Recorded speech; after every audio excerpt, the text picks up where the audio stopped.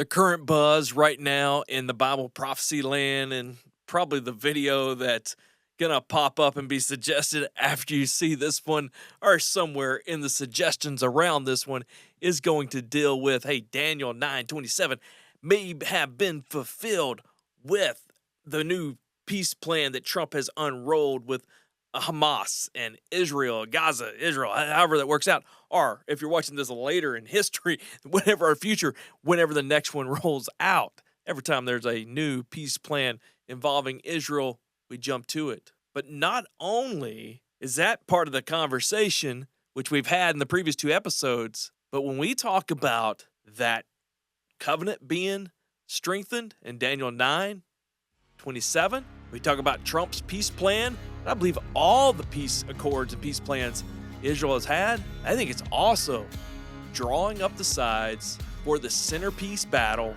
and centerpiece war at the end of the age. Yeah, I said it. It's picking teams. It's drawing the lines. The lines between, well, let's talk about it. Let's do it. Parts of the truth rarely heard in Sunday sermons. For the bold who won't bow or bend. This is For the Remnant with Stand Firm Jake McCandless.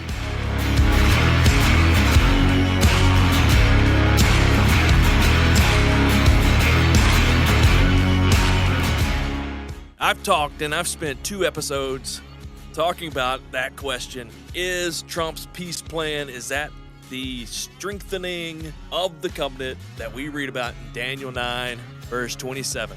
You need to go watch those other 2 videos. But in talking about it, I said, no, I do not think that plan, because the Bible is very specific about where the Antichrist will come from and how he will rise to power, and some things are not in place for him to be the one to agree to that. But in the previous episode, talked about how that this current peace plan, probably the next one, and all those in the past build off each other and could be what is meant by the strengthening of an existing covenant, which I think is interesting. And I shared how I had the opportunity to be in Israel just months after the attacks of 10/7, was there hearing a briefing by the IDF by a gentleman who had been in the room for all the peace agreements up until that point. And it was fascinating to hear how they built on one another.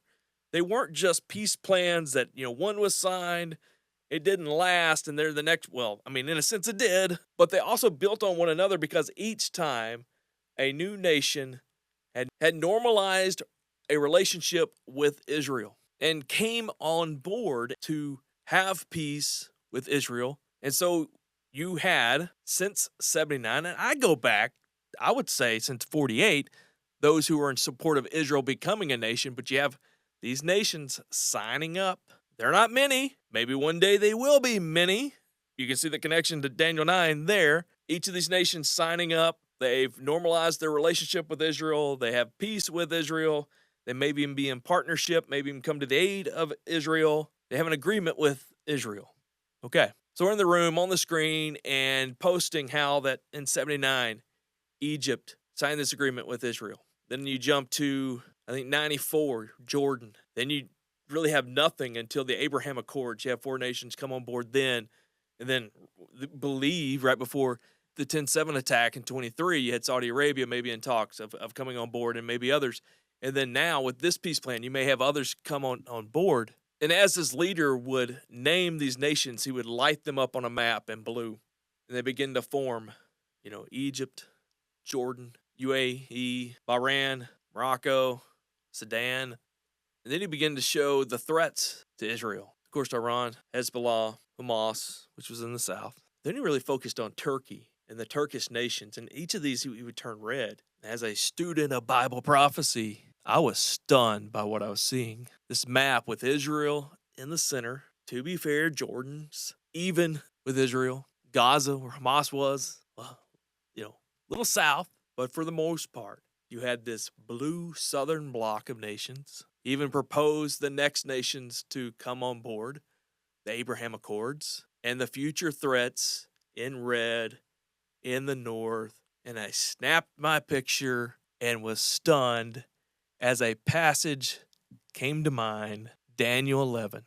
Daniel 11 talks about these two kings or two kingdoms at the end of the age. I think probably in terms for us to understand today, two coalitions, a northern coalition, a southern coalition. The northern coalition, north of Israel, southern, south of Israel, the north clashing with the south not necessarily protecting Israel, but saying, hey, you shouldn't attack them, and then the north eventually defeating the south and attacking Israel. Just so you don't just take my word for it, let's read the text, beginning in verse 21 in Daniel 11. Verse 21, he, the king of the north, will be... Now, Daniel 11, you get this dual part of history, which is history now, going back to the very clear of the north and the south kingdom, following Alexander the Great,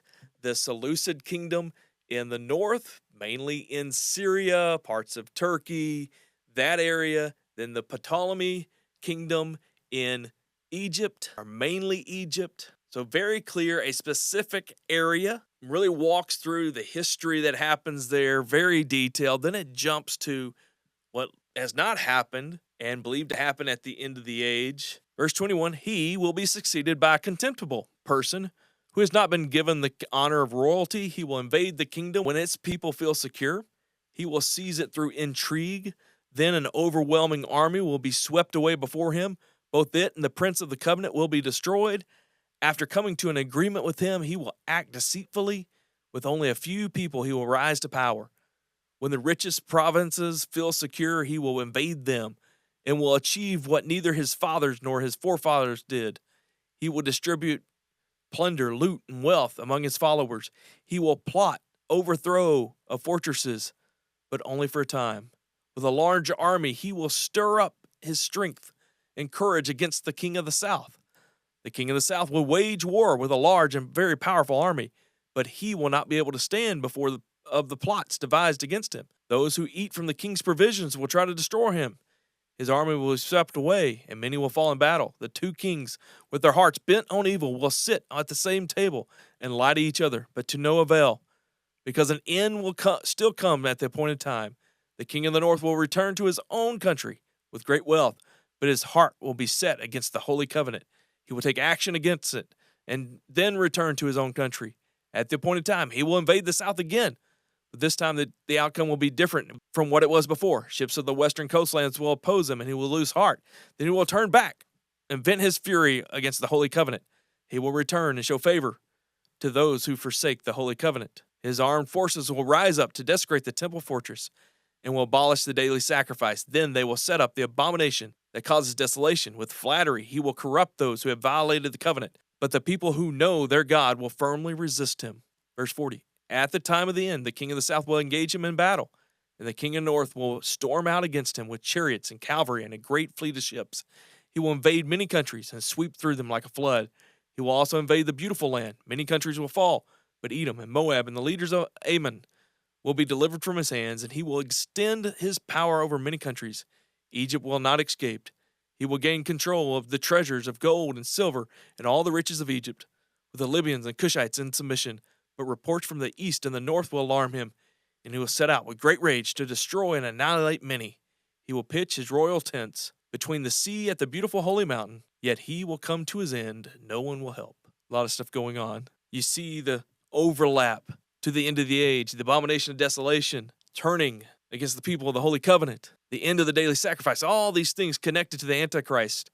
We see the Antichrist there in the king of the north. We see these two opposing sides. So I think as I feel like we're seeing, we talk about this covenant of many, that's not just something that's going to appear brand new, a new thing, which people have been right to say. The language says it's strengthening an existing covenant. I think that's good. But maybe not just one agreement, not just the Trump peace plan, but something that's been building maybe since Israel has become a nation, and all the countries that have come on board to normalize a relationship with Israel. But it's not just forming a covenant, but at the same time, it's drawing up sides. I think it's fascinating that we would see both prophecies fulfilled in this one thing. But I think it also points to how when we look at prophecy, it's connected, because so much, at least of my experience, and I would say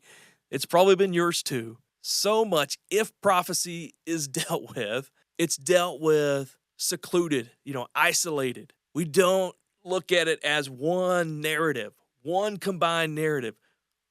Even those who are futurist will look at the different wars, different battles, and they're like, maybe Ezekiel 38 and 39, or what we see in Daniel 11, or what we see Psalm 83, or the Battle of Armageddon and Revelation, and put them all over the place in different places. I think the hermeneutic should be, we should assume they're all talking about the same battle, unless it's clearly talking about otherwise. And I don't know why we do that. And so it seems, from what I have seen from my own eyes, from my time in Israel, from really kind of behind the curtain there, as really, I believe the names of the many are being written on the covenant over time, we're also seeing the lines of the coalition of the North and South be divided and written up at the same time. I'd love to hear your thoughts on that. You are the remnant. We're trying to figure this out together, not just to know facts, but to be prepared. And being prepared is not just about taking cover, but it's about being on mission,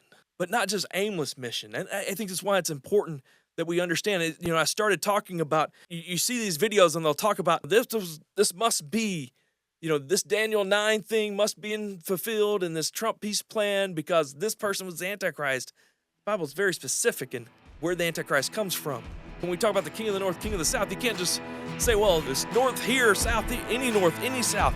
No, it's talking about, and it's rooted in those two kingdoms that followed Alexander. And so we've got to keep things rooted.